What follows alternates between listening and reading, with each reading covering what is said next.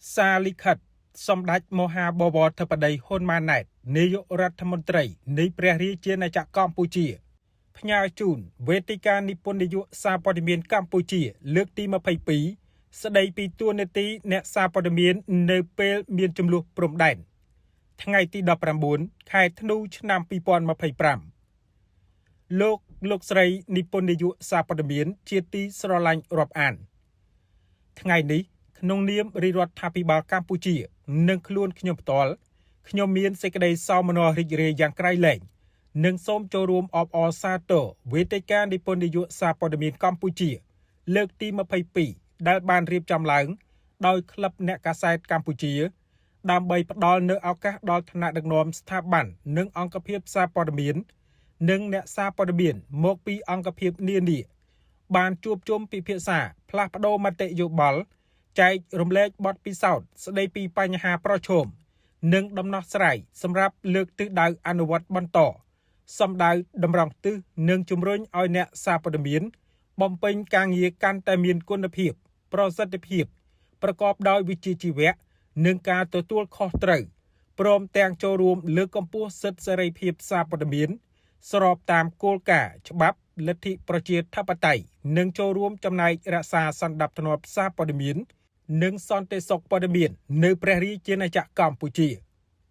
ខ្ញុំសូមវាយតម្លៃខ្ពស់ចំពោះវេទិកានិពន្ធនយោបាយសារព័ត៌មានឆ្នាំ2025ដែលបានលើកយកប្រធានបទស្ដីពីទួលនីតិអ្នកសារព័ត៌មាននៅពេលមានចំនួនព្រំដែនជាប្រធានបទដ៏មានសារៈសំខាន់ក្នុងអំឡុងពេលនៃចំនួនបញ្ហាព្រំដែនកម្ពុជាថៃចំនួនព្រំដែននៃប្រទេសទាំងពីរនាពេលថ្មីនេះមិនត្រឹមតែមានការប៉ះទង្គិចផ្នែកកម្លាំងប្រដាប់អាវុធប៉ុណ្ណោះទេប៉ុន្តែមានសមរភូមិជាច្រើនដែលស្ថិតក្រោមផ្លូវច្បាប់នៃយុត្តាធិការអន្តរជាតិនយោបាយការទូតសមរភូមិព័ត៌មាននិងសាធារណមតិដែលភាគីចំនួននិងជនឱកាសនិយមបានប្រើប្រាស់គ្រប់មធ្យោបាយនៃប្រព័ន្ធផ្សព្វផ្សាយនិងបណ្ដាញទំនាក់ទំនងសង្គមតាមគ្រប់រូបភាពក្នុងគោលបំណងដណ្ដើមយកប្រៀបខ្លាំងឈ្នះនៅលើសមរភូមិនយោបាយការទូតនិងសមរភូមិព័ត៌មាននៅក្នុងយុគសម័យបច្ចេកវិទ្យា Digital និងបញ្ញាសិប្បនិម្មិតខ្ញុំសូមកោតសរសើរនិងវាយតម្លៃខ្ពស់ចំពោះស្ថាប័ននិងអង្គភាពសារព័ត៌មាននិងបងប្អូនអ្នកសារព័ត៌មានដែលបានខិតខំបំពេញតួនាទីយ៉ាងសកម្មនិងប្រកបដោយវិជ្ជាជីវៈក្នុងការចុះយកព័ត៌មានផ្ដល់ព័ត៌មាននិងផ្សព្វផ្សាយព័ត៌មានបានរហ័សទាន់សភាពការជូនសាធារណជនជាតិអន្តរជាតិបានយល់ដឹងអំពីសភាពការពិតរបស់កម្ពុជាទន្ទឹមនេះខ្ញុំសូមថ្លែងអំណរគុណចំពោះក្រសួងព័ត៌មានដែលបានដាក់ចេញនៅវិធានការនានាក្នុងការគ្រប់គ្រងផ្សព្វផ្សាយព័ត៌មានបានទូលំទូលាយដល់សាធារណជនធ្វើការតម្រង់ទិសនិងសម្របសម្រួលការងារជូនអ្នកសារព័ត៌មានជាតិអន្តរជាតិក្នុងការចុះយកព័ត៌មានដល់ទីតាំងផ្ទាល់ដើម្បីផ្សព្វផ្សាយព័ត៌មានពិតជូនដល់ប្រជាពលរដ្ឋនិងពិភពលោកបានយល់ដឹងអំពីសភាពការពិតនៃបញ្ហាជម្លោះព្រំដែនដែលបានកើតឡើងនិងបន្ថយកម្ដៅភាពតានតឹងទាំងយោធានិងសមរភូមិនយោបាយការទូតសតិអារម្មណ៍និងជាពិសេសឆ្លើយតបចំពោះការផ្សព្វផ្សាយព័ត៌មានបំភ្លៃឬប្រឌិតនិងព័ត៌មានคล้ายៗដែលមានចរិតបំពុលសង្គមញុះញង់បញ្ឆេះកំហឹងដើម្បីបង្កើតឲ្យមានអរិភាពជាតិសាសន៍និងជំរុញស្ថានភាពឲ្យកាន់តែមានភាពតានតឹងដែលអាចពង្រីកពីការប៉ះទង្គិចដោយប្រដាប់អាវុធទៅជាសង្គ្រាមរវាងប្រទេសនិងប្រទេសបង្កបញ្ហាគ្រប់រូបភាពក្នុងចេតនាបំបត្តិទំនុកចិត្តរបស់ប្រជាពលរដ្ឋមកលើរាជរដ្ឋាភិបាលនិងបំបែកបំបាក់សាមគ្គីភាពផ្ទៃក្នុងនិងឯកភាពជាតិខ្មែរដែលជាកម្លាំងចលករដ៏រឹងមាំក្នុងបុព្វហេតុការពារអធិបតេយ្យភាពជាតិបូរណភាពទឹកដីនិងសេចក្តីសុខសាន្តរបស់ប្រជាជនកម្ពុជាក្នុងដំណាក់កាលនេះបន្ទាប់ពីកងទ័ពថៃបានបើកការវាយប្រហារមុនមកលើកងទ័ពជនស៊ីវិលនិងហេដ្ឋារចនាសម្ព័ន្ធនានារបស់កម្ពុជាភារកិច្ចចម្បងនិងចំពោះមុខរបស់រាជរដ្ឋាភិបាលគឺទី1ការពារប្រជាជននិងទី2ការពារបូរណភាពទឹកដីក្នុងដែនអធិបតេយ្យភាពរបស់កម្ពុជា សូមគ្រប់ក្រសួងស្ថាប័នអាជ្ញាធរគ្រប់លំដាប់ថ្នាក់កងកម្លាំងប្រដាប់អាវុធគ្រប់ប្រភេទនិងប្រជាពលរដ្ឋខ្មែរទាំងអស់និងបងប្អូនអ្នកសារព័ត៌មានរួមសាមគ្គីគ្នាជាកម្លាំងតែមួយដើម្បីបុព្វហេតុជាតិមាតុភូមិបងប្អូនអ្នកសារព័ត៌មានជាទីស្រឡាញ់រាប់អានតាមរយៈវេទិកានិពន្ធនយោបាយសារព័ត៌មានកម្ពុជាក្នុងនាមរាជរដ្ឋាភិបាលកម្ពុជាខ្ញុំសូមប្រកាសជំហរជាថ្មីម្ដងទៀតដោយឥតងាករេកម្ពុជាគោរពយ៉ាងម៉ឺងម៉ាត់នៅបទឈប់បាញ់ដែលសម្រេចបានកាលពីថ្ងៃទី28ខែកក្កដាឆ្នាំ2025តាមរយៈកិច្ចប្រជុំពិសេសនៅទីក្រុងពូត្រាចាយាប្រទេសម៉ាឡេស៊ីដែលសហរៀបចំដោយម៉ាឡេស៊ីនិងសហរដ្ឋអាមេរិកនឹងចូលរួមយ៉ាងសកម្មពីសាធារណរដ្ឋប្រជាមានិតចិនបន្ទាប់ពីនាយករដ្ឋមន្ត្រីនៃប្រទេសទាំងពីរកម្ពុជាថៃបានឯកភាពគ្នាតាមការសម្របសម្រួលរបស់ឯកឧត្តមដូណាល់ត្រាំប្រធានាធិបតីសហរដ្ឋអាមេរិកនិងសេចក្តីថ្លែងការណ៍រួមទីក្រុងកូឡាឡាំពួរនៅថ្ងៃទី26ខែតុលាឆ្នាំ2025នៅប្រទេសម៉ាឡេស៊ីចុះហត្ថលេខាដោយនាយករដ្ឋមន្ត្រីនៃប្រទេសទាំងពីរកម្ពុជាថៃនិងមានការចូលរួមធ្វើជាសាក្សីពីឯកឧត្តមប្រធានាធិបតីសហរដ្ឋអាមេរិកនិងឯកឧត្តមនាយករដ្ឋមន្ត្រីម៉ាឡេស៊ីជាប្រធានអាស៊ានបដូវវេនកម្ពុជាត្រូវការសន្តិភាពមិត្តភាពនិងកិច្ចសហប្រតិបត្តិការជាមួយបណ្ដាប្រទេសនានានៅលើសកលលោកនិងកសាងសន្តិភាពទាំងនៅក្នុងតំបន់និងសកលលោកដើម្បីរក្សាអាយុជីវិតនិងការរស់នៅរបស់ប្រជាពលរដ្ឋ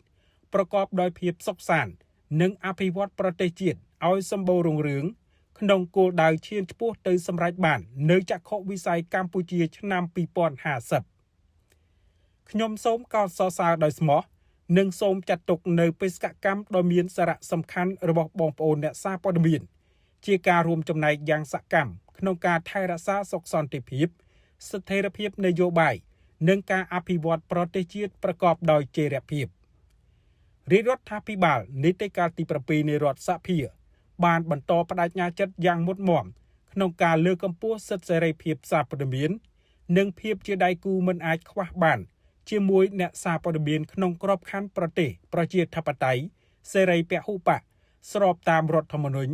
និងច្បាប់នៃព្រះរាជាណាចក្រកម្ពុជាទន្ទឹមនេះក្នុងកលៈទេសៈដែលយើងកំពុងដោះស្រាយបញ្ហាព្រំដែនជាមួយប្រទេសជិតខាងខ្ញុំសូមអំពាវនាវដល់បងប្អូនអ្នកសារព័ត៌មានជាតិអន្តរជាតិនិងអ្នកពាក់ព័ន្ធផ្សេងទៀតសូមរក្សានៅក្រមសីលធម៌និងវិជ្ជាជីវៈសារព័ត៌មានដោយមិនត្រូវប្រឌិតព័ត៌មានដើម្បីញុះញង់នាំឲ្យកើតមានអរិភាពជាតិសាសន៍ឬបង្កការយល់ច្រឡំមកលើគណៈកម្មការព្រំដែន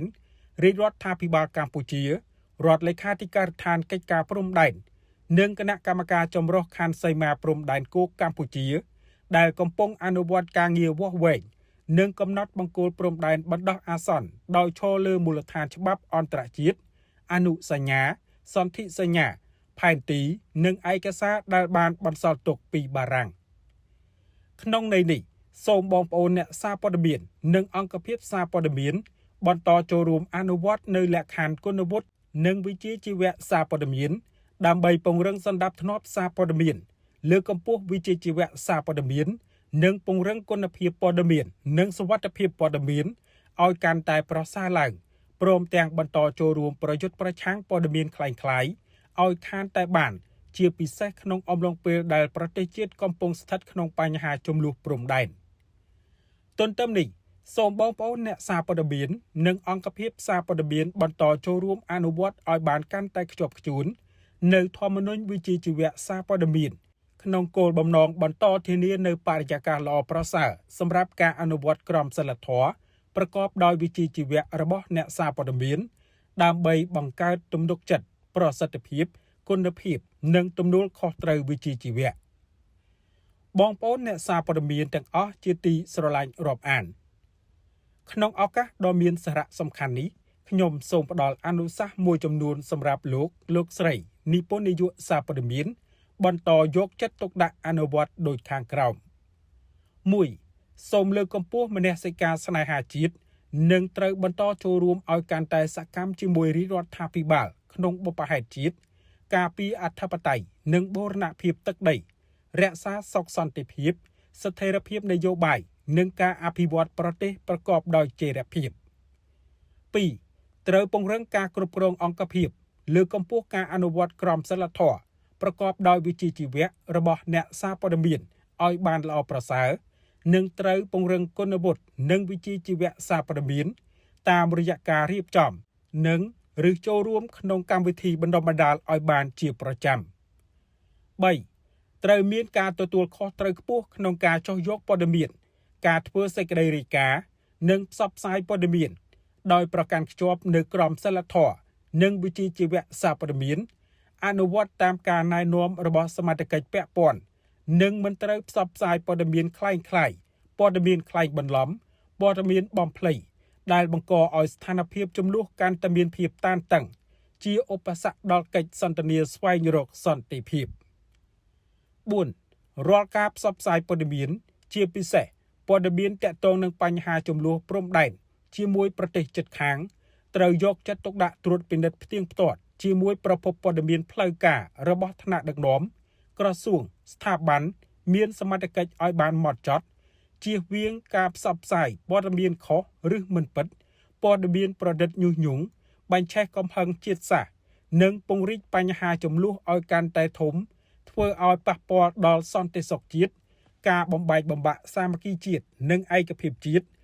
ឬបង្កឲ្យមានការភ័ន្តច្រឡំក្នុងចំណោមសាធារណជនជាតិអន្តរជាតិរាល់ការផ្សាយនិងចែករំលែកព័ត៌មានត្រូវធានាថានឹងមិនធ្វើឲ្យប៉ះពាល់ដល់ទឹកចិត្តកងទ័ពឬបង្កការរំខានដល់ការបំពេញបេសកកម្មរបស់កងទ័ពជួរមុខឡើយ 5. សូមបន្តណែនាំនិងពង្រឹងស្មារតីវិជ្ជាជីវៈបន្ថែមដោយមិនត្រូវធ្វើការផ្សព្វផ្សាយនិងចែករំលែកព័ត៌មានអំពីទីតាំងឈរជើងការចល័តទ័ពលេនដ្ឋានកងទ័ពការប្រើប្រាស់គ្រឿងសព្វាវុធយុទ្ធោបករណ៍ព្រមទាំងការសម្ងាត់របស់កងទ័ពដែលនាំឲ្យអន្តរាយដល់សន្តិសុខជាតិនិងបង្កគ្រោះថ្នាក់ដល់អ្នកបំពេញបេសកកម្មជូនជាតិសូមពង្រឹងនិងយកចិត្តទុកដាក់តាមដាននិងទទួលព័ត៌មានពីប្រភពផ្លូវការជាពិសេសប្រភពពីអ្នកនាំពាក្យក្រសួងការពារជាតិដែលនឹងផ្ដល់ព័ត៌មានជាប្រចាំពីការវិវត្តនៃស្ថានភាពនិងទី 6 សូមរក្សាការប្រុងប្រយ័ត្នខ្ពស់ក្នុងការចែករំលែកបន្តនៅសារមួយចំនួនដែលផ្សព្វផ្សាយពីសំណាក់អ្នកលេងបណ្ដាញសង្គមមួយចំនួនដែលបានផ្សព្វផ្សាយព័ត៌មានដោយគ្មានប្រភពច្បាស់លាស់ក្នុងកលៈទេសៈនេះសូមបន្តតាមដាននិងទទួលព័ត៌មានពីប្រភពផ្លូវការនានាជាពិសេសក្រសួងការពារជាតិនៃព្រះរាជាណាចក្រកម្ពុជាដែលផ្ដល់ព័ត៌មានពិតនិងមានប្រភពច្បាស់លាស់ពីសមរភូមិមុខនិងពីអាជ្ញាធរខេត្តពាក់ព័ន្ធជាមួយគ្នានេះសូមបងប្អូនជឿជាក់លើរាជរដ្ឋាភិបាលកម្ពុជាថ្នាក់ដឹកនាំកងយោធពលខេមរៈភូមិន្ទដែលតែងតែប្រកាន់នូវគោលការណ៍ដោះស្រាយបញ្ហាព្រំដែនដោយសន្តិវិធីនិងការពារប្រជាជននិងការពារបូរណភាពទឹកដីក្នុងដែនអធិបតេយ្យភាពរបស់កម្ពុជាជាទីបញ្ចប់ខ្ញុំសង្ឃឹមយ៉ាងមុតមាំថាវេទិកានិពន្ធនយោបាយសារព័ត៌មានកម្ពុជាឆ្នាំ2025នឹងទទួលបានលទ្ធផលប្រកបដោយផ្លែផ្កាដើម្បីបន្តជំរុញការអភិវឌ្ឍប្រព័ន្ធផ្សព្វផ្សាយនៅកម្ពុជា